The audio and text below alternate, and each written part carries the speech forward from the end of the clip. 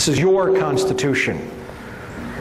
We're coming now to pay the bill for the price that you, and remember how I defined you at the beginning of this presentation, as all of the American people who failed to reconcile accounts after the assassination of John Kennedy, of Bobby Kennedy, of Martin Luther King, of Iran-Contra, of Vietnam, of Panama, of savings and loan, of the genocide of 2 million people in Rwanda, of the rendering to radioactive waste of large portions of Iraq with depleted uranium that's contaminated with plutonium, the displacement of 1 million people in Colombia within the last year. The bills are coming due, and now it's your turn to pay. The Patriot Act that was passed just recently includes several provisions. First of all, the FBI can enter your home in a criminal investigation. I think it's criminal. They might have said terrorist. It doesn't make any difference how you define it. When you're not there, without a search warrant, they may seize whatever they want to seize and use it to convict you in a court of law for a crime when you didn't even know they came. Now, how many people know that the Fourth Amendment to the United States Constitution is supposed to protect us against unreasonable searches and seizures?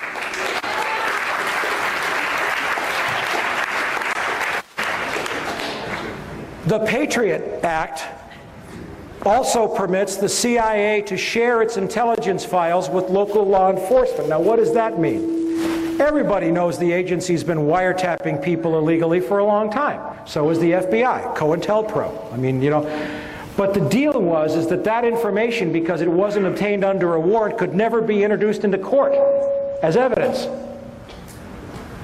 Now, when the CIA turns all that information over to the Los Angeles Police Department or the Chicago Police Department, they can write that up as a probable cause statement, go out and find one other piece of evidence, and put it all into court. Gee, the Fourth Amendment is gone. The exclusionary rule is gone.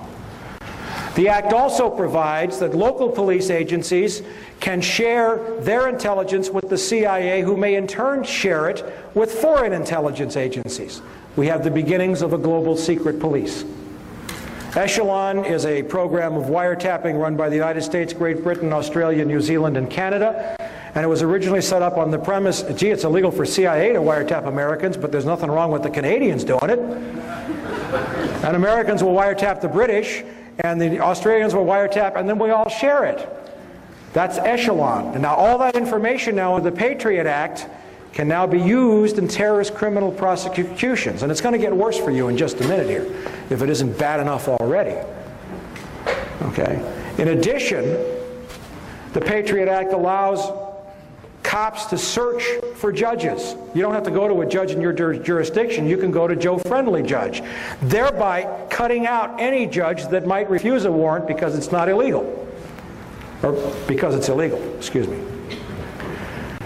Now we have John Ashcroft saying he's going to wiretap attorney-client conversations in terrorist cases. Terrorist cases I'm only going to do it, I swear, you know, involving cases of terrorists with foreigners. Now, the Fifth Amendment to the United States Constitution says that we have an absolute right against self-incrimination, and protected communications are those between an attorney and his client, a husband and his wife, a priest or a spiritual leader and his confessor. Gone. We have President George Walker Bush announcing by fiat, and it evoked a stirring series of editorials by conservative columnist William Safire, that he will now have military tribunals to try terrorists, could be held here in the United States. And in those military tribunals, they don't have to reveal evidence if it's in the interest of national security. They don't have to disclose the voting. They don't have to publicize the trial, and the person convicted can be executed even if 1/3 of the officers disagree. The Sixth Amendment to the United States Constitution provides the right to a fair and speedy trial, the right to confront one's accusers and to examine the evidence against him. Also, under the Patriot Act, it is legal for the FBI to come into any business on a terrorist investigation and seize all of the business records. And what's more, there's a clause in there that says that if it's your business, you can't tell anybody that the FBI was there, or they can lock you up. There goes the First Amendment, the freedom of speech, part of the First Amendment. Now, people who read this, who want to defend the Bush administration, will say, good grief, they wrote a sunset clause into this. It's supposed to go away after 4 years. Well, if you read the sunset clause, and it's in my last issue of From the Wilderness, there's a provision in there that says this clause applies except for in any case where the investigation was begun before the sunset clause takes effect. The sunset clause doesn't exist. All they have to say is we started this investigation before it's a date in 2005. And there is no sunset clause. There is no Santa Claus, maybe. This is just the beginning. I didn't become a policeman to break laws. I became a policeman to protect people and to enforce laws. In the article in Insight Magazine, it was mentioned that you didn't get a chance to read the bill completely before you had to vote on it. Is that true? You know, that is interesting because a lot of people are fascinated with that possibility, and it is true. And they think, well, is this the first time that's happened? And I say, no, anything that's important, that's the usually way they do it. Unfortunately, what they do is they pull these shenanigans and say, you don't have much time. But we looked real hard for that bill. And even while I was going to the floor, the staff still could not get it off the internet. So that in itself should have been a reason for everybody to vote against it. So there was not a full disclosure there. We had an idea that they were taking a reasonably bad bill and substituting a very bad bill, which was the Senate version. The House had actually cleaned up the Senate version to some degree, but they switched it at the last minute. We did not have it in front of us, so that even made it that much easier to vote against. And I am a very poor example. 23 years. I've been shot at twice. I've been made homeless. I've been forced into bankruptcy. I was told that if I ever had children, they'd be killed. I was denied employment. I was arrested on phony charges. I've had all of that in 23 years, and yet my sacrifice pales by comparison to some brave men I know. And I'll mention two out of dozens that I know. One is Celerino Castillo, a DEA agent who lives in McAllen, Texas, in poverty, who watched the CIA loading planes full of cocaine at Ilopango Airfield in El Salvador, who confronted Vice President George Bush then, and who was told to leave it alone. It's a White House operation.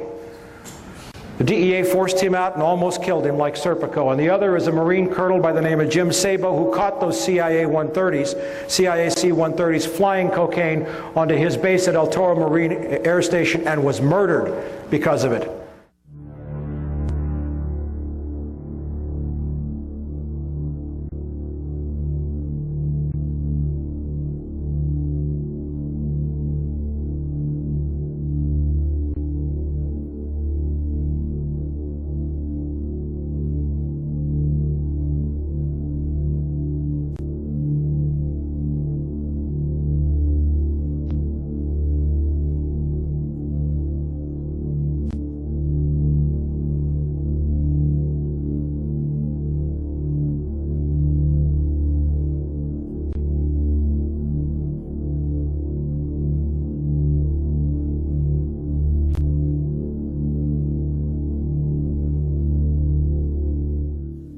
People like us, and I'm just one of many, have been trying to tell people like you that unless you face this now and pay the price, this is what the end result is going to be, and it's only going to get worse. Catherine Austin Fitts has a great saying, if we can face it, God can fix it. But it can't happen until we face it. Now let me show you what's on the drawing boards. This is being debated right now. Model State Emergency Health Powers Act as of October 23rd. This goes in conjunction with the 300 million doses of smallpox vaccine that are being ordered. This is an act that will give state and local governments the right to seal off neighborhoods, herd people into stadiums, close down all transportation, water, and communications, seal off everything, suspend the Constitution, seize property, and suspend the writ of habeas corpus. all justified under a supposed threat of massive biological warfare. This is being debated right now. The criminality of this regime is out of the closet. I noticed it was out of the closet in May when Citibank bought Banamex. They don't care anymore. They're arrogant. But I got news for you. These guys, and especially George W. Bush, play in a rigged game. They've always played in a rigged game. And those who play in a rigged game get stupid because they don't have to perform. Their arrogance gets them. Now, if you have any lingering doubts, and you can go to my website and read all of these documents of Operation Northwoods. These are declassified top secret documents from 1962 showing that the Joint Chiefs of Staff had planned to shoot down 2 American airliners and blame it on Fidel Castro for the purpose of getting a war with Cuba. You don't have to believe me. Go read the declassified documents yourself. They don't care about us. Okay? They're all on the website.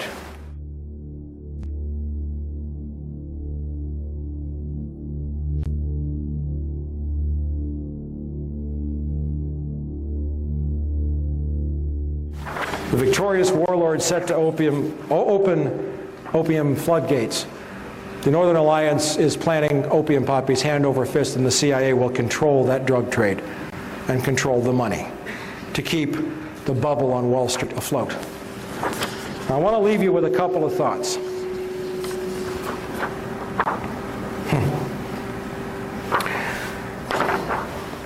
I may have scared you, and I love it when people come up to me and say, Mike, what am I supposed to do? And I know that in your head you're saying, you don't want me to tell you what you're supposed to do because what you want me to tell you is something that'll let you go home, drink a beer, watch your television set, and manage your 401k plan. Okay? Yeah, you can write, and I got to tell you, From the Wilderness, my newsletter has doubled in size since September the 11th. And you know what I'm doing with the money? I'm hiring reporters and I'm writing more stories. One thing you can do...